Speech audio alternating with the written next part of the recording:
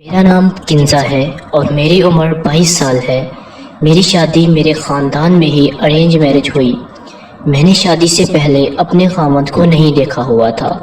جونہی وہ روم میں داخل ہوئے میں نے سوچا شاید اب گھونگھٹ اٹھائیں گے، مگر انہوں نے وضو کیا اور جائے نماز بچھا لی۔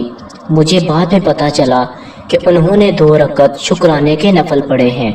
اس سے فارغ ہو کر وہ میرے پاس آئے اور میری خیریت دریافت کرنے لگے اور پھر کالج اور یونیورسٹی کی باتیں شروع کر دیں۔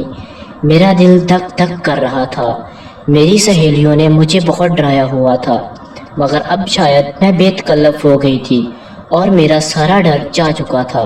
اس کے بعد انہوں نے میرا چہرہ تھوڑی سے پکڑ کر سامنے کر لیا اور میرا ایک ہلکا سا بوسہ لیا اور مجھے منہ دکھائی کے طور پر ایک سونے کی انگوٹھی دی اور میرا چہرہ ان کے بوسے سے گرم ہو گیا تھا اور کانوں کی لوئیں تپنے لگی تھیں۔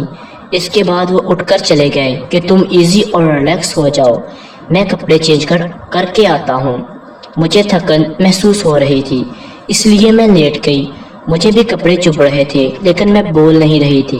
میں نے دیکھا کہ وہ ایک سفید شلوار قمیض پہن کر آ گئے ہیں۔ انہوں نے فیل کیا کہ میں ایزی فیل نہیں کر رہی تو انہوں نے کہا جاؤ آپ بھی کپڑے چینج کر لو اور ایزی ہو جاؤ۔ میں تو انتظار میں تھی، فوراً اٹھی اور چینجنگ روم میں چلی گئی۔ وہاں بہت سی نائٹیز رکھی ہوئی تھیں۔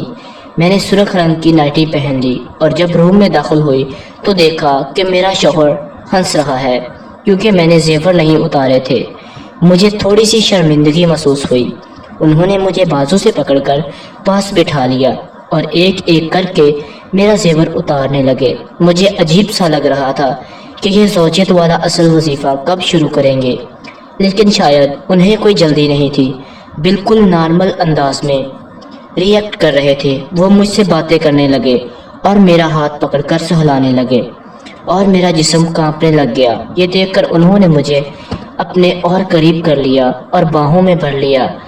بس پھر کیا تھا، انہوں نے میرے کان کی لو پر زبان پھیرنا شروع کر دی۔ مجھے ایسے لگا جیسے میرے اندر کوئی گولا ہے جو پھٹنے والا ہے۔ اب انہوں نے میری نائٹی کے بٹن کھولنے شروع کر دیے اور پھر اس کے بعد انہوں نے باقی کا پروسیس مکمل کیا۔